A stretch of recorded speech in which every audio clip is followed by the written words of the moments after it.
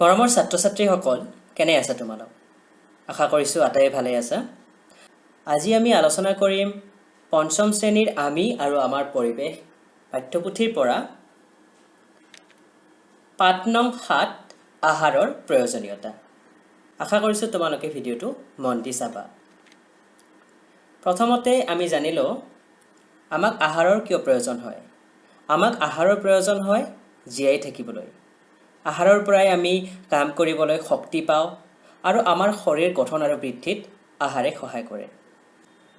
আমি খোৱা আহাৰত বিভিন্ন পুষ্টিকাৰক দ্ৰব্য থাকে। এই পুষ্টিকাৰক দ্ৰব্যবোৰক আহাৰৰ উপাদান বা পৰিপোষক বুলি কোৱা হয় আৰু এই উপাদানসমূহ আমাৰ শৰীৰৰ বাবে অতিকৈ দৰকাৰী। এতিয়া জানো আহা আহাৰৰ উপাদানৰ বিষয়ে। প্ৰথমতে আমি চাওঁ শৰ্কৰা বা কাৰ্বহাইড্ৰেট। শৰ্কৰা বা কাৰ্বহাইড্ৰেট আহাৰৰ এবিধ অতিকৈ দৰকাৰী উপাদান। আহাৰৰ এবিধ উপাদানে শৰীৰক শক্তি প্ৰদান কৰে। শাৰীৰিক পৰিশ্ৰম কৰা মানুহক শৰ্কৰা জাতীয় খাদ্যৰ বেছি প্ৰয়োজন হয়। আহাৰৰ আৰু এটা অতিকৈ দৰকাৰী উপাদান হ'ল চৰ্বি। চৰ্বিযুক্ত আহাৰেও শৰীৰক শক্তি দিয়ে। ঘিউ, বাদাম, তেল, মাখন আদি চৰ্বিযুক্ত আহাৰ। আহাৰৰ আৰু এটা অতিকৈ দৰকাৰী উপাদান প্ৰ'টিন। আহাৰৰ এবিধ উপাদানে শৰীৰৰ গঠন আৰু বৃদ্ধিত সহায় কৰে। ল'ৰা-ছোৱালীৰ বাবে প্ৰ'টিন জাতীয় খাদ্য বৰ প্ৰয়োজনীয়। গতিকে তোমালোকেও নিশ্চয় গম পাইছা, এতিয়া তোমালোক যিহেতু সৰু হৈ আছা, তোমালোকৰ বাবেও প্ৰ'টিন জাতীয় খাদ্য খোৱাটো অতি প্ৰয়োজনীয়। আহাৰৰ আৰু দুটা উপাদান হৈছে খাদ্যপ্ৰাণ বা ভিটামিন আৰু খনিজ দ্ৰব্য। ভিটামিনৰ বিষয়ে তোমালোকে নিশ্চয় শুনিছা। খাদ্যপ্ৰাণ বা ভিটামিনে আমাক বিভিন্ন ৰোগৰ পৰা ৰক্ষা কৰে। তোমালোকে নিশ্চয় গমেই পাইছা বৰ্তমান সমগ্ৰ বিশ্বতেই COVID-19 অৰ্থাৎ কৰোনা ৰোগৰ প্ৰাদুৰ্ভাৱ। বহু লোকৰে এই বেমাৰ হৈ আছে। এনেধৰণৰ বিভিন্ন ৰোগৰ পৰা বাচি থাকিবলৈ আমি খাদ্যপ্ৰাণ বা ভিটামিনযুক্ত খাদ্য খোৱাটো প্ৰয়োজন। তাৰোপৰি আৰু এটা উপাদান আছে খনিজ দ্ৰব্য। খনিজ দ্ৰব্যই দেহৰ তেজ আৰু হাড় গঠন কৰাত সহায় কৰে। আহাৰৰ আৰু এটা অতি দৰকাৰী উপাদান হৈছে পানী। পানী শৰীৰৰ বাবে অতি দৰকাৰী। শাক-পাচলিত 90% অধিক পানী থাকে। মাছ-মাংসত 60 পৰা 80% পানী থাকে। গতিকে আমি শাক-পাচলি বেছি পৰিমাণে খোৱা প্ৰয়োজন। অলপ পিছত আমি এই বিষয়ে আৰু অধিক ভালদৰে আলোচনা কৰিম। এতিয়া আমি গম পালোঁ খাদ্যত থকা উপাদানসমূহ কি কি: শৰ্কৰা, প্ৰ'টিন, চৰ্বি, ভিটামিন, খনিজ দ্ৰব্য আৰু পানী। তলত দুখন ছবি আছে। এই ছবি দুখন চাই কোৱাচোন কাক কি জাতীয় আহাৰৰ বেছিকৈ প্ৰয়োজন হ'ব? নিশ্চয় ভাবিলা তোমালোকে? হয়, প্ৰথমখন ছবিত আমি দেখা পাইছোঁ এগৰাকী লোকে ঠেলা টানি আছে। গতিকে তেখেতৰ শাৰীৰিক পৰিশ্ৰম হৈছে আৰু তেখেতক শৰ্কৰা জাতীয় খাদ্যৰ বেছি প্ৰয়োজন হ'ব। দ্বিতীয়খন ছবিত তোমালোকৰ বয়সৰে দুগৰাকী শিশুক দেখা পাইছোঁ। গতিকে তেওঁলোকক প্ৰ'টিন জাতীয় খাদ্যৰ বেছি প্ৰয়োজন হ'ব। এইবাৰ আমি চাওঁ কোন খাদ্যত কি কি উপাদান থাকে। শৰ্কৰা জাতীয় খাদ্য কেনেধৰণৰ? ভাত, ৰুটি, চেনি, গুড়, আলু, মিঠা আলু, ৰঙা আলু, কল, মৌ, আখৈ, চিৰা, মুড়ি, পকা কঁঠাল, পকা আম, কুঁহিয়াৰ ইত্যাদি। তেনেদৰে প্ৰ'টিন জাতীয় খাদ্যত আমি দেখা পাম গাখীৰ, দৈ, কণী, মাছ, মাংস, দাইল, মটৰ, মাকৈ, উৰহি, বুট, লেচেৰা মাহ, চয়াবিন, কাঠফুলা ইত্যাদি। চৰ্বিজাতীয় খাদ্যৰ ভিতৰত আছে তেল, ঘিউ, মাখন, নাৰিকল, সৰিয়হ, বাদাম, তিল, চৰ্বিযুক্ত মাংস ইত্যাদি। ভিটামিন আৰু খনিজ পদাৰ্থৰ ভিতৰত আমি দেখা পাম সেউজীয়া শাক-পাচলি, গাজৰ, বিলাহী, আমলখি, নেমুটেঙা, শিলিখা, অমৰা, মধুৰিআম, তিতাকেৰেলা, কাচকল, সুমথিৰা, পালেং, ব্ৰাহ্মী শাক, কলডিল, পচলা, কচু ইত্যাদি।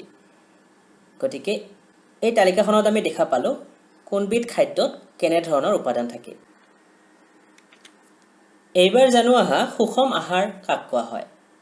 আমাৰ শৰীৰক প্ৰয়োজন হোৱা শৰ্কৰা, প্ৰ'টিন, চৰ্বি, ভিটামিন আৰু খনিজ দ্ৰব্য যিবোৰ আহাৰত প্ৰয়োজনীয় পৰিমাণত পোৱা যায় সেইবোৰ আহাৰেই হৈছে সুষম আহাৰ। গতিকে আমি গম পালোঁ যিবোৰ খাদ্যত আমাৰ শৰীৰৰ প্ৰয়োজনীয় উপাদানসমূহ সঠিক পৰিমাণত থাকে সেয়াই হৈছে সুষম আহাৰ। অভাৱজনিত ৰোগ। দীৰ্ঘদিনৰ বাবে আহাৰৰ উপাদানৰ অভাৱত শৰীৰত হোৱা বেমাৰকে অভাৱজনিত ৰোগ বুলি কোৱা হয়। এতিয়া চোৱা, বহু সময়ত আমাৰ বিভিন্ন কাৰণত যদি আমি সুষম আহাৰ নাখাওঁ বা খাদ্যত থকা উপাদানসমূহ সঠিক পৰিমাণত নাপাওঁ তেতিয়াহ'লে বিভিন্ন ৰোগে দেখা দিয়ে আৰু সেই বেমাৰসমূহকে কোৱা হয় অভাৱজনিত ৰোগ বুলি। সেইবাবে আমি খাদ্য ভালদৰে খোৱা প্ৰয়োজন। এতিয়া কোনবিধ উপাদানৰ অভাৱত কি হয় অলপ চাই লওঁ। প্ৰটিনজাতীয় খাদ্যৰ অভাৱ ঘটিলে শৰীৰ বৃদ্ধিত ব্যাঘাত জন্মে, মুখমণ্ডল ওখহে, চুলি বৰণহীন হয়, ছালৰ বেমাৰ হয় আৰু আমাৰ হজম শক্তি কমি যায়। শৰ্কৰা আৰু প্ৰটিনৰ অভাৱ ঘটিলে শৰীৰৰ বৃদ্ধি সম্পূৰ্ণৰূপে বন্ধ হৈ যায়। শৰ্কৰাজাতীয় খাদ্যৰ অভাৱত শৰীৰৰ বল আৰু শক্তি কমি যোৱাৰ ফলত টান কাম কৰিব নোৱাৰা হয়। ভিটামিনৰ অভাৱ ঘটিলে কি হয় এবাৰ চাই লওঁ। যদি ভিটামিন এৰ অভাৱ ঘটে তেনেহ'লে চকুৰ দৃষ্টিশক্তি কমি গৈ মানুহ কুকুৰিকণা হয়।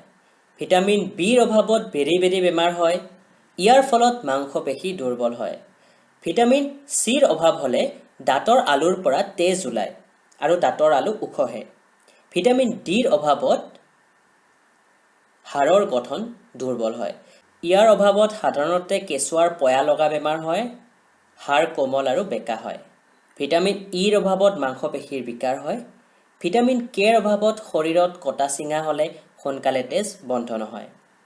বিভিন্ন ধৰণৰ খনিজ দ্ৰব্য যেনে ল', কেলছিয়াম, আয়ডিন আদিয়ে শৰীৰৰ বিভিন্ন কামত সহায় কৰে। যদি খনিজ দ্ৰব্যৰ অভাৱ ঘটে তেনেহ'লে কি হয়?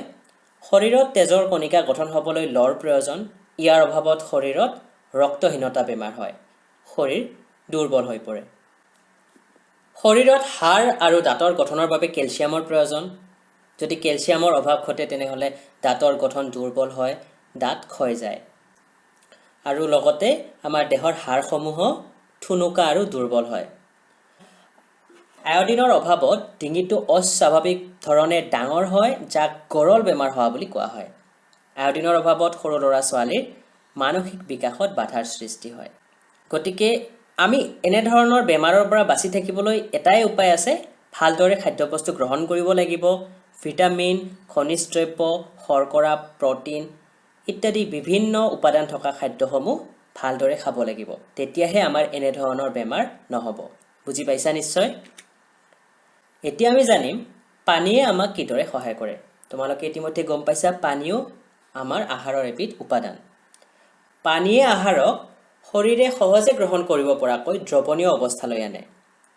পানীয়ে আমাৰ শৰীৰৰ অলাগতিয়াল পদাৰ্থবোৰ ঘাম আৰু প্ৰস্ৰাৱ ৰূপে বাহিৰ কৰে।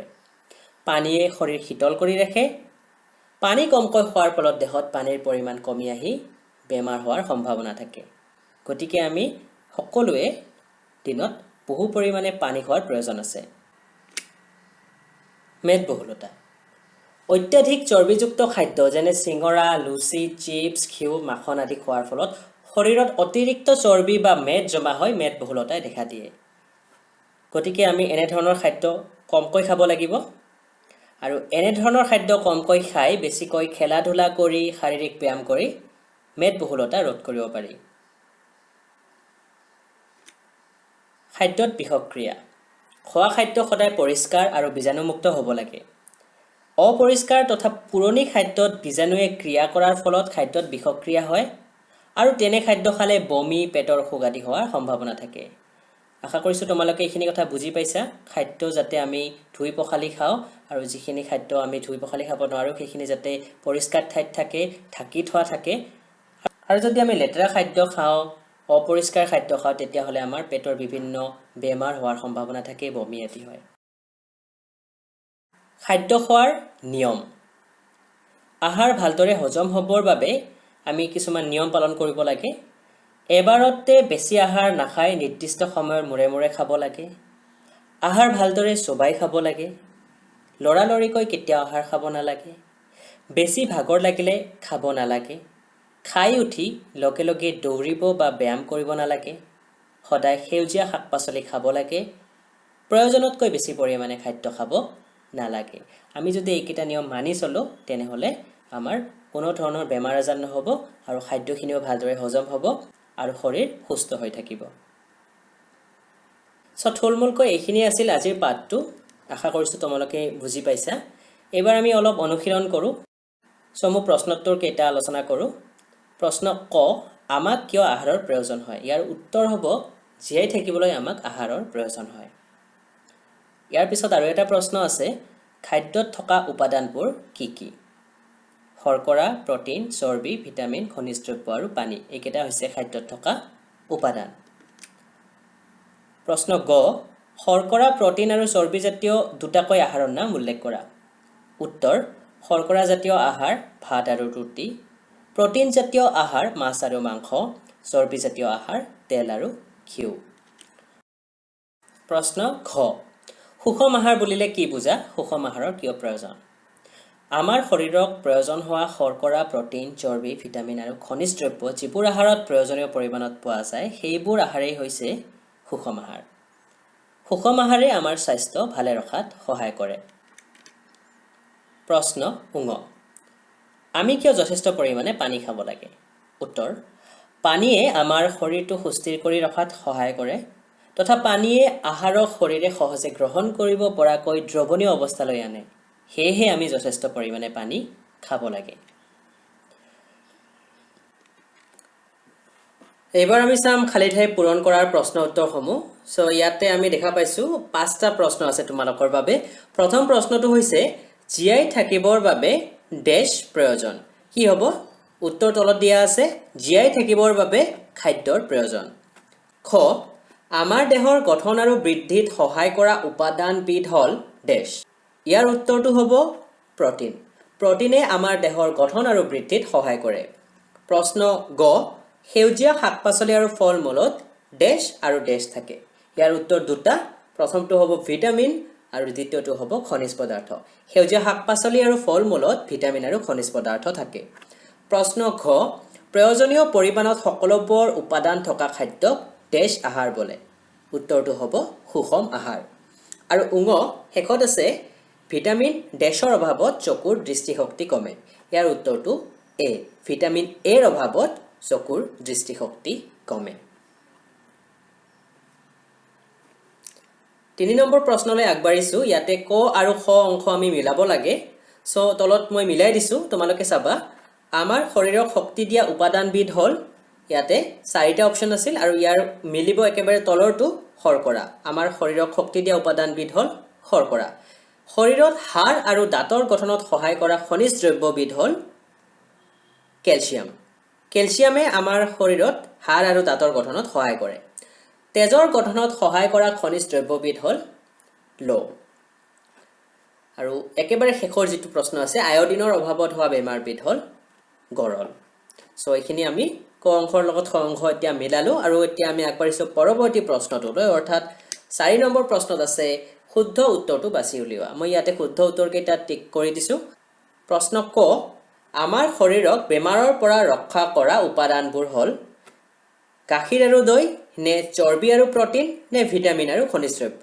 শুদ্ধ উত্তৰটো হ'ব ভিটামিন আৰু খনিজ দ্ৰব্য প্ৰশ্ন খ দীৰ্ঘদিনৰ বাবে খাদ্যৰ উপাদানৰ অভাৱত হোৱা বেমাৰক কি বুলি কোৱা হয় উত্তৰটো হ'ব অভাৱজনিত ৰোগ প্ৰশ্ন গ ভিটামিন সি অধিক পৰিমাণে থকা খাদ্য হ'ল গাখীৰ আমলখি সয়াবিন ইয়াৰ উত্তৰটো হ'ব আমলখি কাৰণ আমলখি এবিধ টেঙা ফল আৰু টেঙা ফলমূল সমূহত ভিটামিন সি বহু পৰিমাণে থাকে প্ৰশ্ন খ আমাৰ শৰীৰৰ পৰা অলাগতিয়াল পদাৰ্থবোৰ বাহিৰ কৰাত সহায় কৰা খাদ্যবিধ হ'ল ইয়াৰ উত্তৰটো হ'ব পানী পানীয়ে আমাৰ শৰীৰৰ পৰা অলাগতিয়াল পদাৰ্থবোৰ ঘাম আৰু প্ৰস্ৰাৱ ৰূপে উলিয়াই দিয়ে ছাত্ৰ-ছাত্ৰীসকল এইখিনিয়ে আছিল আজিৰ ভিডিঅ'টো পঞ্চম শ্ৰেণীৰ আমি আৰু আমাৰ পৰিৱেশ পাঠ্যপুথিৰ পাঠ নং 7 আহাৰৰ প্ৰয়োজনীয়তা এই পাঠটো আমি আলোচনা কৰিলো আশা কৰিছো তোমালোকে ভাল পাইছা গতিকে আজিৰ ভিডিঅ'টো ইমানতে শেষ কৰিছো ধন্যবাদেৰে মই নৱজ্যোতি ৰায় সহ শিক্ষক দক্ষিণ চৌতাৰা এমএ স্কুল গোসাইগাঁও কোকৰাঝাৰ অসম ধন্যবাদ